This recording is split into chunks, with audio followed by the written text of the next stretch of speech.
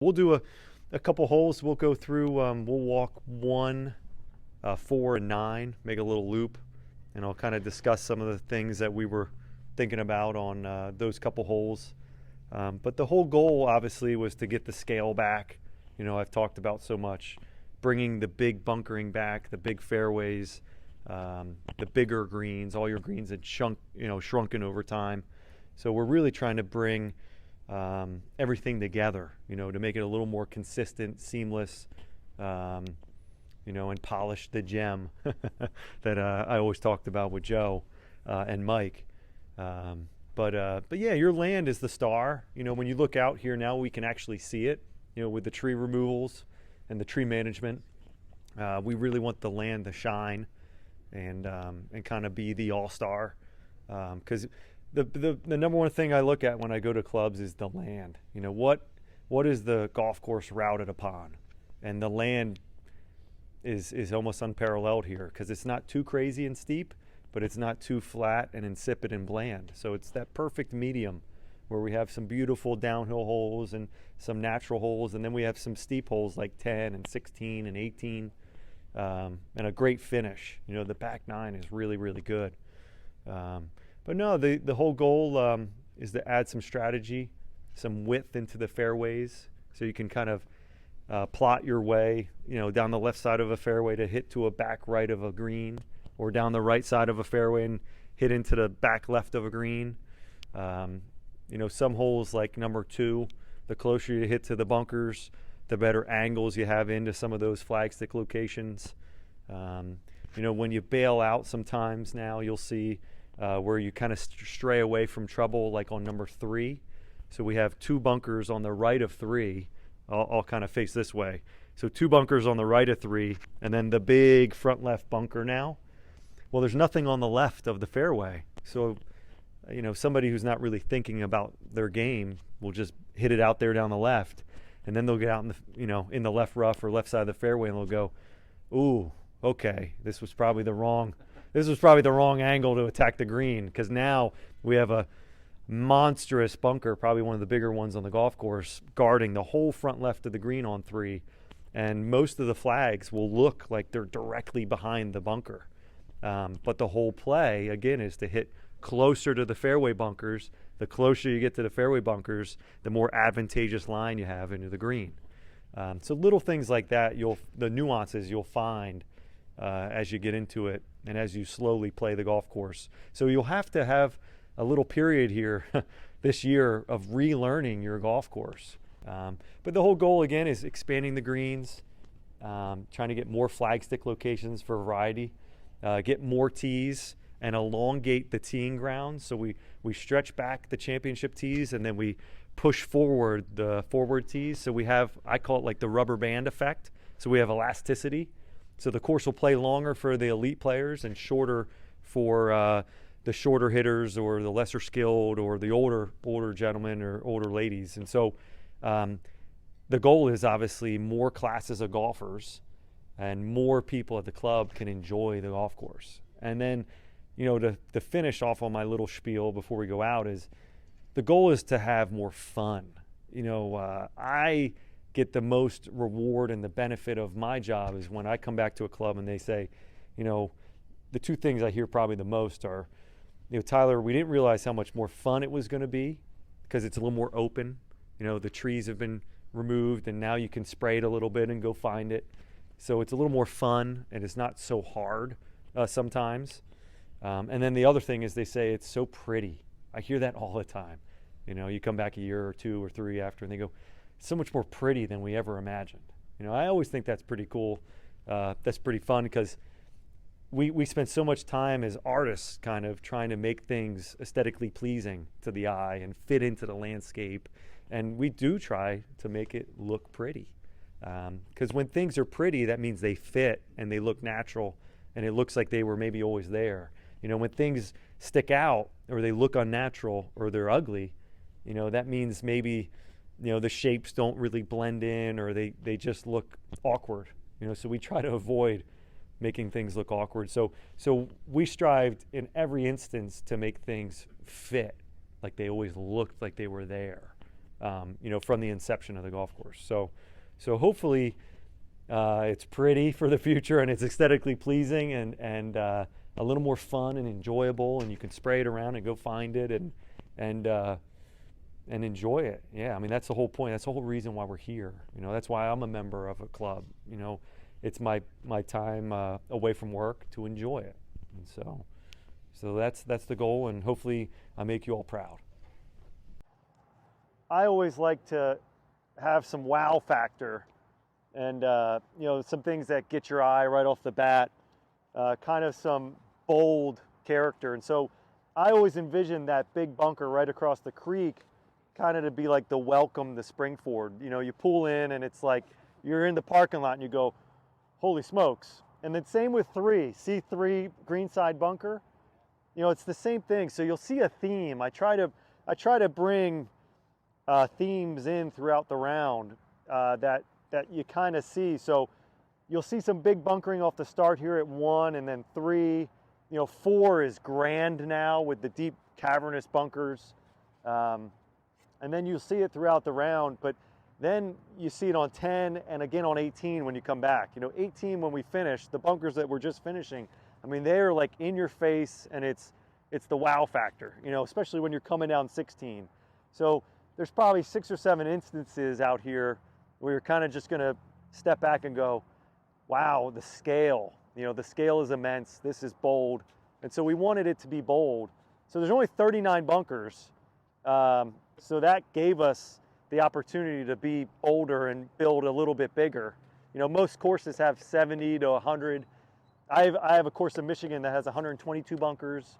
So having 39 bunkers, it's not like we're going to break the bank one, and then it's not like you're going to be in bunkers all day. So there's many golf holes out here where there aren't many hazards, there aren't many bunkers. Take into account number 12, for instance, where there's only 1 bunker on the left side of the green, and we actually filled in some bunkers just to make it a little different. But number 1, I always envisioned, the fairway, it was so tight on the right, so all the balls would kick hard right and then deposit themselves into the rough. Then you kind of had the shot out of the rough into the green. And I wanted the bunkers kind of to play off one another. So you kind of see the bunker at the green almost coming at us angularly, and then the big bunker mimicking kind of the parallel kind of creek, the creek look. So both kind of fit into their landforms, but they're kind of playing off one another. And then we filled in the bunker, obviously left, because it was kind of a dual hazard with the big pin oak down there that we left. And so those will be just light mounds, and we'll shift the fairway. You can see the lighter fairway right of the skid steer there, where we're starting to mow it down. So the fairway will be expanded 10 yards right. We can kind of see the new fairway line just past the machine. So we'll have a little more fairway down the right. It's just kind of a welcome to Springford, a little easier tee shot. Just get it out there. It's a second shot golf hole. That's where we're, the hole is defended, the par is defended at the green and the second shot. So anyway, a little easier probably golf hole than maybe before. And that's what you'll see. The golf holes, some golf holes will be harder, some will be easier. While we're here, can you tell them a little bit about the drainage on 2, what we're going to do on 2? What we're doing is we were trying to hide the cart path and soften all the mounds there to the right of the silt fence. And then we shaped in a new big bunker there on the corner of the dog leg that will kind of turn the golf hole. And then we can see we've widened the fairway greatly, probably the biggest fairway expansion on the golf course. So we've widened it about 15 yards on the exterior, the outer side of the fairway, the wide turn there. We've softened the mounding on the inside, and then we're going to have to put a big drain where the water is to then drain it into the pond, because there's so much water. What we found is they call it Springford here for a reason. There's so much water coming out of where the spruce tree is and all over this hillside. There's, I guess, where's Mark? Yeah, so there's springs, down in here? Yeah, and then there's springs over there? Yep. So while we've been doing the work over there, there's a 10-inch pipe that is flowing full bore water the whole time. And it hasn't rained for how many days? 4 days? So for 4 days it's been dry, and for 4 days there's a pipe over there that's just continually running water. I mean, flowing, and it's pure. It's white, or no, it's clear. We did go from 2 bunkers to 1 there on number 2. It just felt like we were trying to add a little too much and make it a little too hard. It just didn't fit. And the land is, all the water's going to the interior side of the dog leg. So trying to fit 2 bunkers there, get the water all around, it would have been a nightmare. So we just condensed it into 1 nice big turning bunker. And we'll see it from the tee when we walk up to 1 green. What we wanted to stop here and talk about was the 1924 greens versus the 1957 greens, and which ones are which and who could tell what. Anybody know what year this green was built? Original. Yeah, it's an original. So the original route in the clubhouse that burnt down was kind of an old farmhouse over by Mark's shop. So they played 6, 5. 5 was from where, kind of just right of 6 green. You can kind of see the old tee now where that maple tree is. So they went 6, 5. Then they went 3 to 4 green. It was a par 5. There was never a 3rd green. So 6, 5, 3 to 4. Then they had a par 3 to a green. You can kind of see the shape of the green just right and short of 14. Then they went up to 11. Then they went down from 11 to 13 green. Then up 9. Here was number 8. Number 2 was number 9. So it was a 9-hole course. So 1, 2, 3, 4, 5 up to 11, 6 back, 7 up, 8 here, 9 to back to the old barn.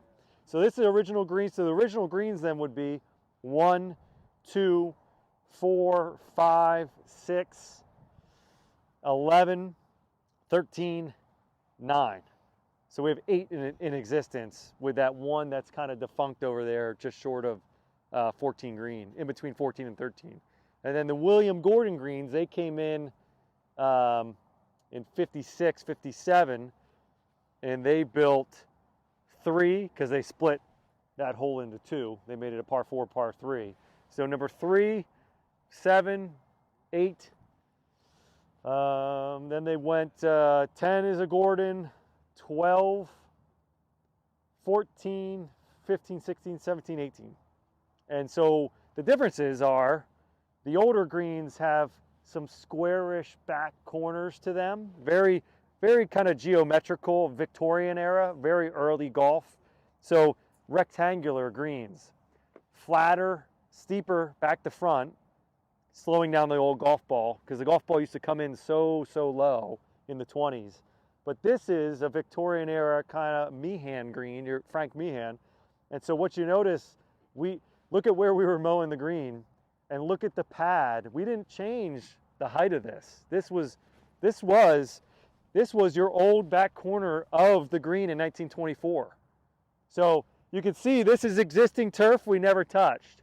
So this pad, this was the height. So this green was this big, really cool. So not just getting back the 57 greens to their sizes, but also getting the 24 greens back to their sizes. So kind of like a dual restoration. But this one you'll see is a big expansion on 1. 2 is an old 1924 green. You see the corners, the back corners we're getting back. And then you see some of the 57 greens, like the Gordon greens, like at number 3, just little nip and tucks. Like this, 16, 17, 9 and 18 were great. They didn't really shrink over time. They're our 2 biggest greens probably. You'll see number 4, just some light edits. But the bigger green expansions here, 10, 15, 2, there are about 5 or 6 greens that we really got back.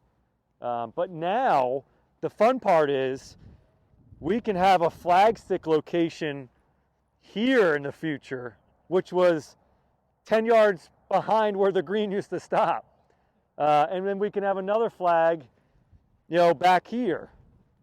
And so the whole goal is to maximize pin space So talk about this pin. What a great flag stick that is. So that's the goal, is to just have more variety, more fun, bigger targets, bigger fairways, bigger greens. But people might say, oh wow, it's going to be so easy. You know, the fairways are so much bigger, the tees are shorter, the greens are bigger. I think if I put the pin over there, I think it'll be a little more difficult. So again, it might not be so easy. It'll be just a little more variety. So anyway, just a little history on this one. And then the other thing is, notice the little bubbles in some of these greens. There's multiple greens out here with, I call them little bubbles or little pimples. So we have a little bubble here, which we wanted to retain, just kind of for historic purposes. It changes the whole complexion. If this were totally flat back here, it'd be pretty bland and insipid. But we just kind of tied into that bubble. And then the same thing on 15, when you get up there and you see kind of what we did, there was that bubble in the back of the green that we expanded the green, and we took the green from, you know, up front that used to go up, kind of fall off the front where you could putt right off the green on 15 or spin it back. So we kind of moved the green up the hill a little bit. Same with on 8. You know, the green was like this. We just moved it up and back. But 15 has a really cool kind of pimple in the back as well.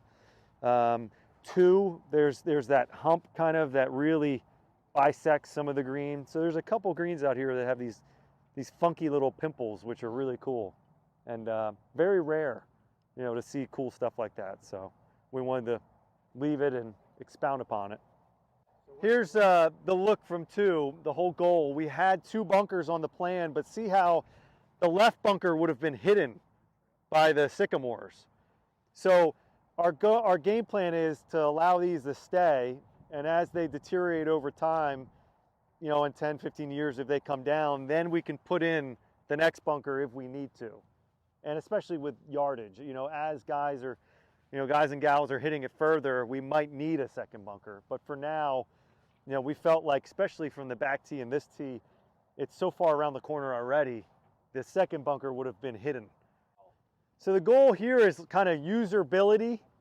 The old approach was just a small little uvula, you know, like the thing at the back of your tongue, you know, back of your throat.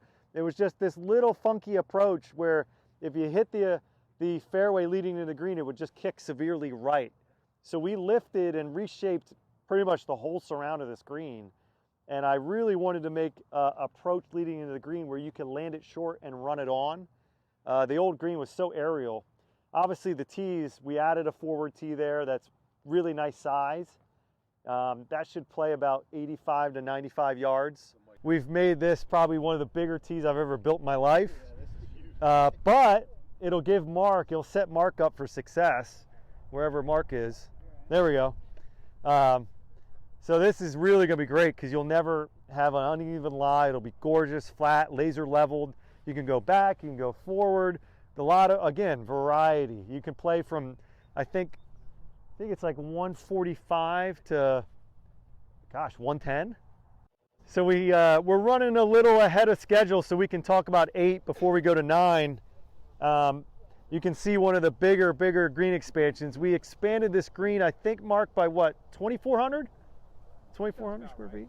So we probably gained about 40%, would you say, if the green's 5,500?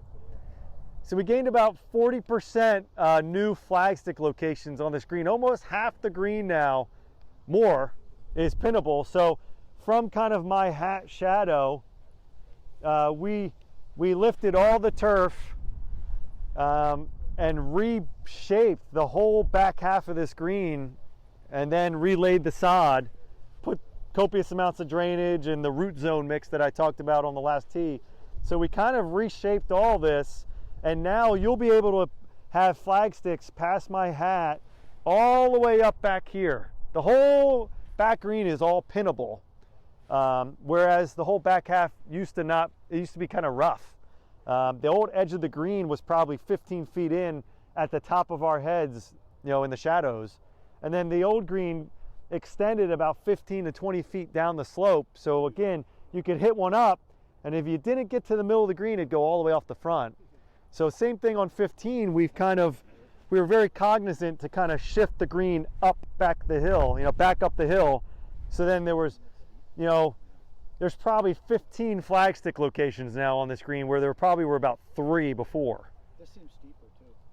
And this is a big kicker slope. Yeah, it seems like Because I wanted, adding the bunker that there was a hollow here, so I felt like it just was asking for a bunker since there were no bunkers on the golf hole.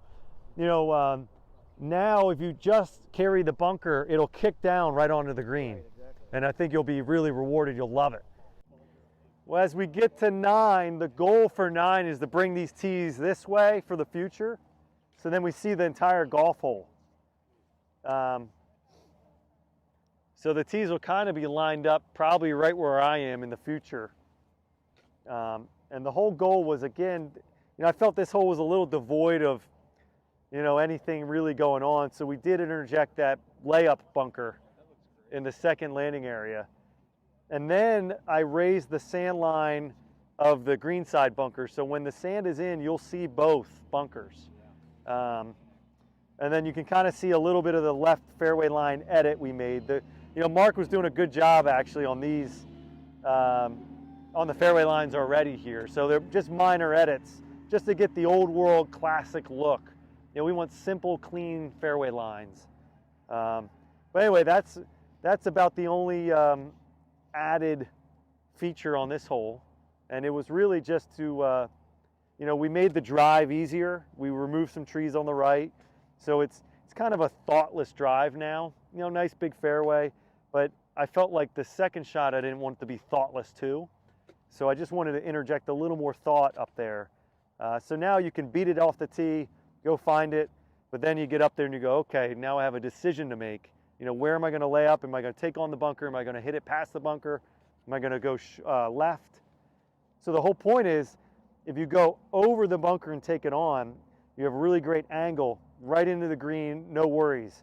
If you bail out left and stay away from the bunker, you then have the big bunker at the green on the left that comes into play more.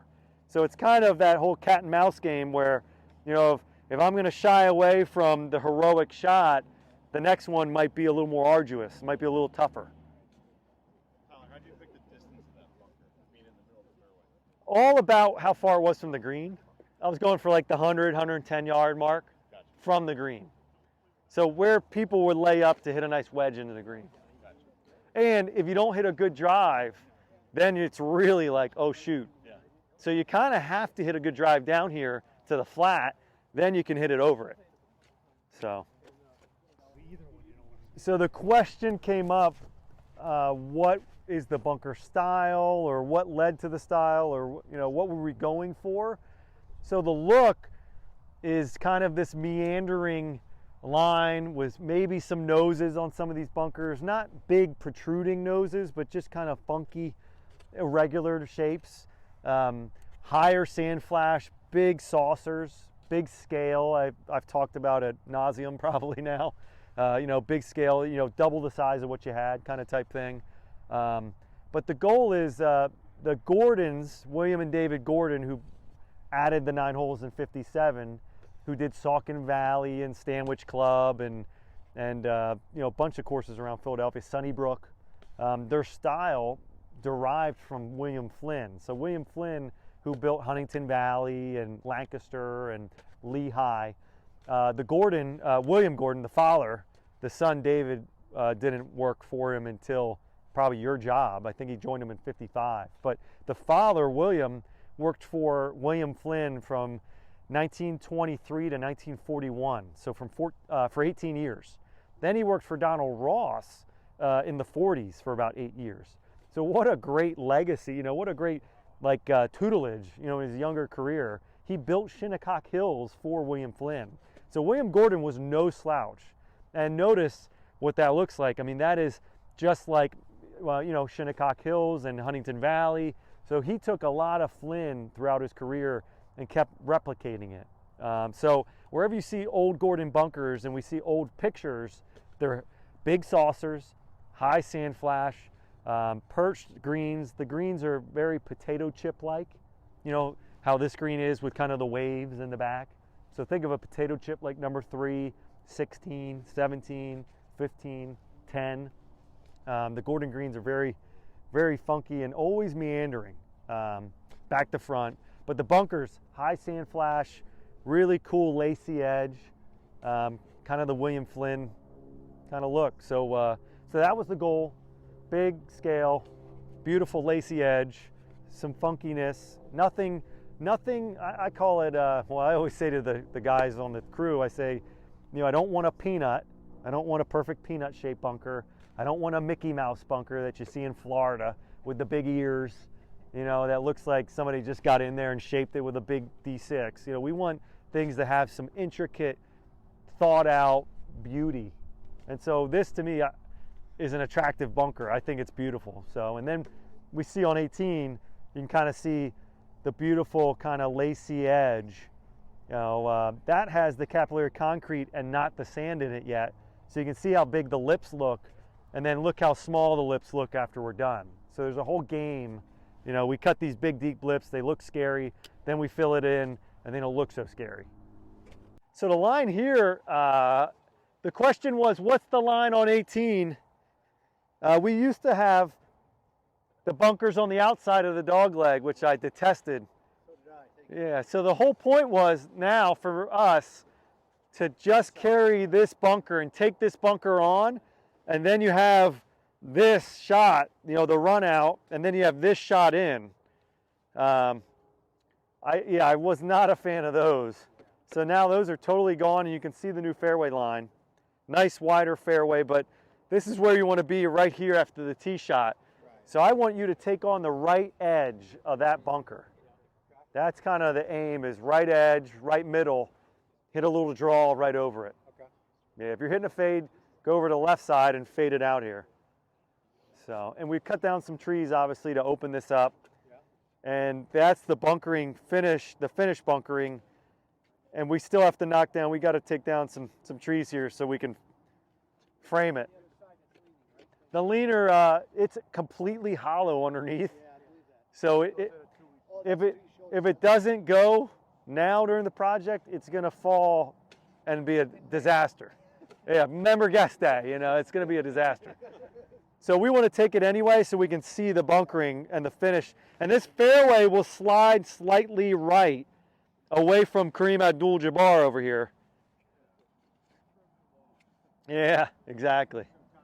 Yep. Landed it here, and then you have options like 9 again. I wanted to bring some thought into play. I want this to be the best finisher in Philadelphia. Other than Marion 18 or Huntington Valley 18 or Stonewall 18. Those are probably my top 3. I want this to be right there with, okay, now I got to hit a really great drive around the big corner bunker and take that on. And then I have options. I have like, what am I going to do? Where's the wind coming from? If the wind's howling in your face, are you going to lay up short of the creek? Or are you going to, lay up just to the left of the first bunker? Or if it's downwind and you're one down, in the match, are you going to try to get it up there? So a lot of options. And then look back, that one thing I want to showcase, look how beautiful the fairway lines look. Nice and clean and classy, old school. All the old funky serpentine look is out of there. And then one thing I do want Mark to really strive for this year is half and half mowing that you see in the British Isles, when you see the Open on TV. I love kind of the half and half look. And the USGA has recommended that it does save time and labor and diesel because it is faster. Yeah, this thing, this is a big gargantuan. I wanted to end with a bang. So inside I mentioned, or really I think on the first tee, I mentioned big bunker on 1, the big bunker left to 3, big bunker right at 10, big bunker on 11. There's that theme of, there's probably 10 bunkers out here that are really big time, scary, in your face. This is probably the biggest guy on the whole golf course, kind of to finish. And again, finish with that big bang. This is, the one-on-one used to be my favorite, and now it's not perfect until we edit it. This is my favorite bunker on the golf course. So really cool, big scale, old. You're really gonna have to hit it up here. It's a big hit from back there. Big hit. Yeah, you have a big bunker shot. But again, remember, we've given you a big hazard here, but remember, we filled this bunker in, moved it down the whole 30 yards. So again, I've given you a big avenue to get to the green. So everything's a little offset here, and we've always had more options and more avenues to get up to the green. So the game plan is, if you hit a poor tee shot, you hit it down to the creek, you then can run one up here, right up this big gut, because look at how big the approach is going to be. It's double. Look at the rough line right here. The yellow flags are the new fairway line. So the approach is double the size. So I've given you double the width of the approach to get up here, but double the size of the big bunker.